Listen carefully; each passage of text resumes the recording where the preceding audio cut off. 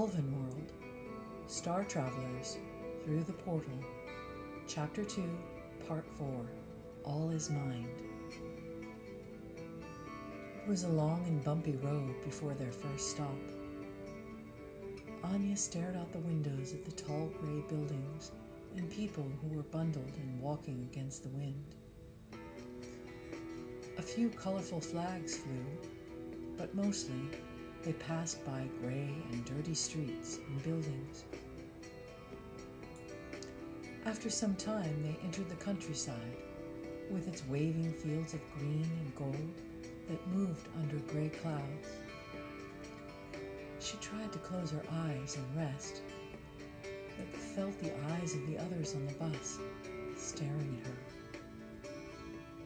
She had tried to smooth her hair with her fingers and drape her torn gown over her skin suit, but she did not look like anyone else around, with flecks of gemstones still lodged in her hair and the remainder of her beaded gown clinging to her figure.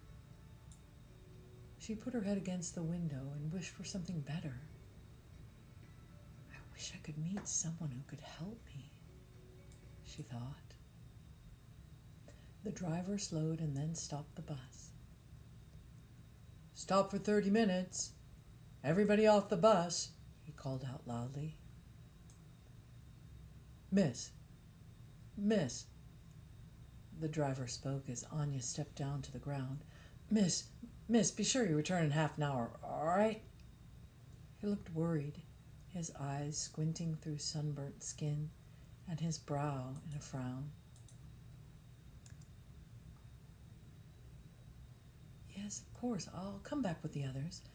Can I get something to eat in there?" "Sure, where it says Bar Pool Burgers. That's the best place in town," he pointed. Anya entered at the sign and sat on the red stool at the counter. "I will have the Bar Pool Burger. It's been recommended." The waitress at the counter looked at her, snapped her gum, and said, "Sounds like you want the special, honey. It's $9.99. You got that?" Anya looked at her blankly. "Oh, God, these druggy types," the woman complained. "Honey, money in your backpack." She pointed until Anya unzipped her backpack and found the dollar bills. The waitress nodded.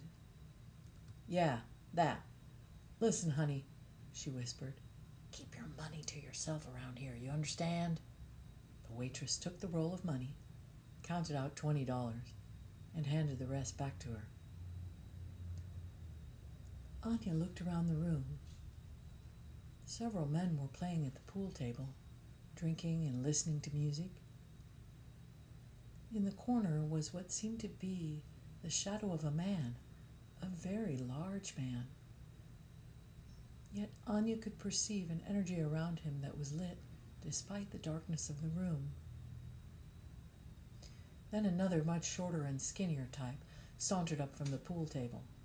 "Honey, you look very pretty today." He reached out and touched her hair. At that moment, the waitress approached with the plate of food. "Lay off, Smack," she barked at him. She slapped the plate on the counter. "Here's your burger and a bug, honey. The pool is over there." She stood back and watched. As Anya turned around to reach the bar, she came face to face with that skinny man, who began breathing down her neck. "So pretty today.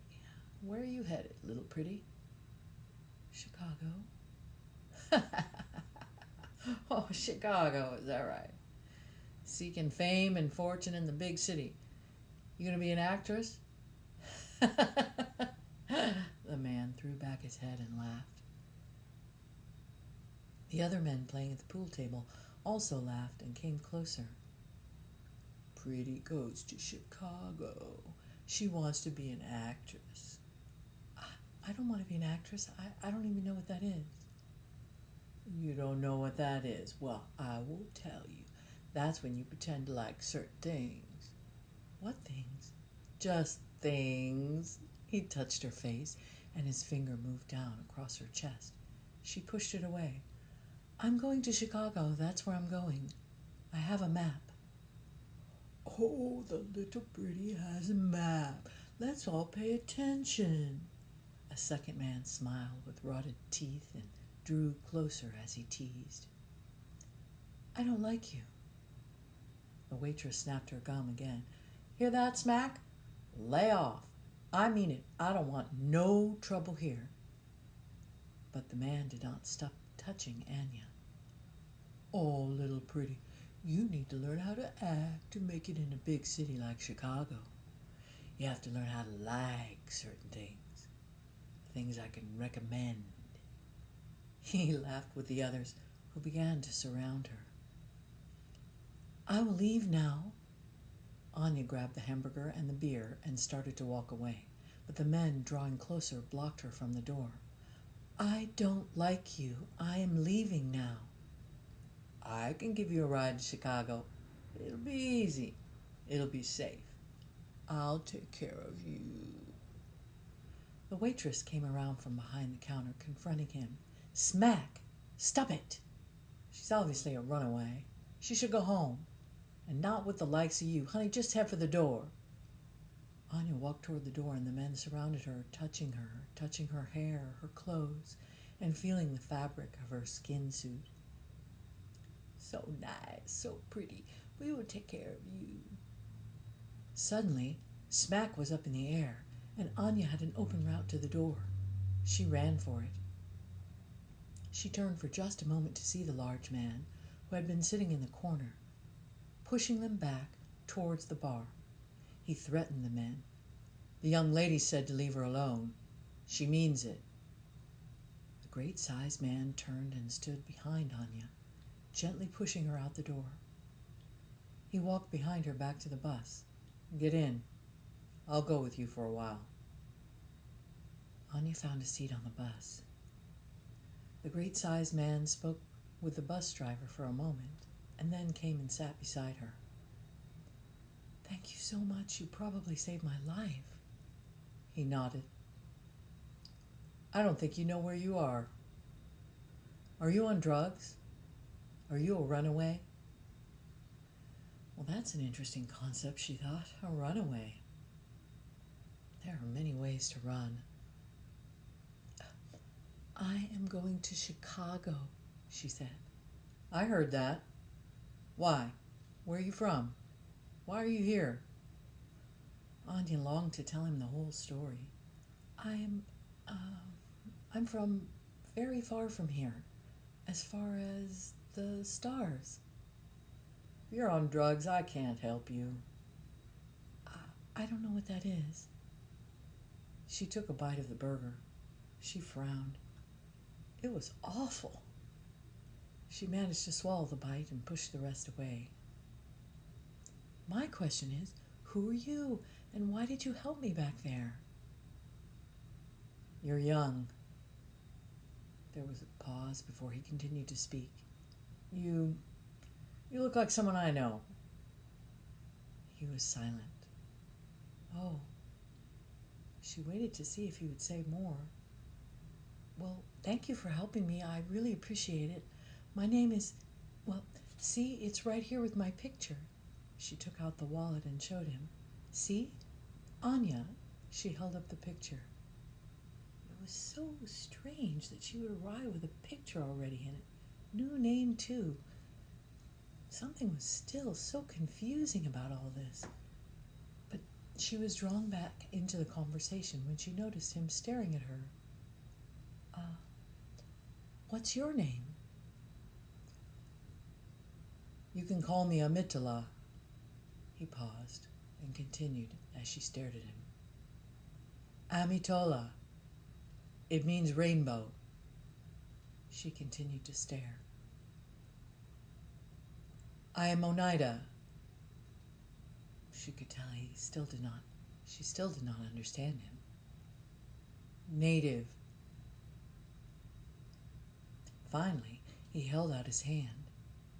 Anya looked at it and eventually realized he was trying to take her hand as a friendship gesture, and she gave him her hand in return. You seem familiar, he said. Who's your family? She didn't listen to his words, but she looked in his eyes. They drooped at the bottom as if he were sad. But those eyes were like warm ponds in which one might fall on a summer day. Wrinkles formed lines across his face like tiny cracks in the desert floor and decorated his eyes and his reddish-colored skin. She smiled at him. The smile he gave in return was from his eyes alone. His lips remained closed. She decided there was something about him, too, that seemed very familiar. Do you really know where you're going? Or were you just play acting? He looked at her and tried to appear stern. Her long hair was whipped by the wind. Her skin suit was too tight, and her dress was torn. What the heck was going on with this girl? A girl like this was just a magnet for trouble. I have a map. She opened the backpack, fumbled around, and pulled out her map. She handed it to him. You see? It says Chicago. Do you live there? Are you going to see someone there? Amitola, if I may be honest, I don't really know. Mine is a very long story. She was strange, but something about her was so familiar. She was quirky, kind of confused, probably a runaway. Fatherly concern swelled in his heart. He decided to watch over her, just to make sure she was safe and well fed. Looked like she hadn't eaten in a while, or bathed either. Look, you can come to my home, get some food and a bath, and meet my family. We'll try to find where you're going. You can tell me your story. Maybe there's a good reason for us to meet and for you to know my family. Then he continued, speaking almost to himself as much as to her. There always is a reason for things that happen to us. Part of the great mind, even if we don't always know what it is.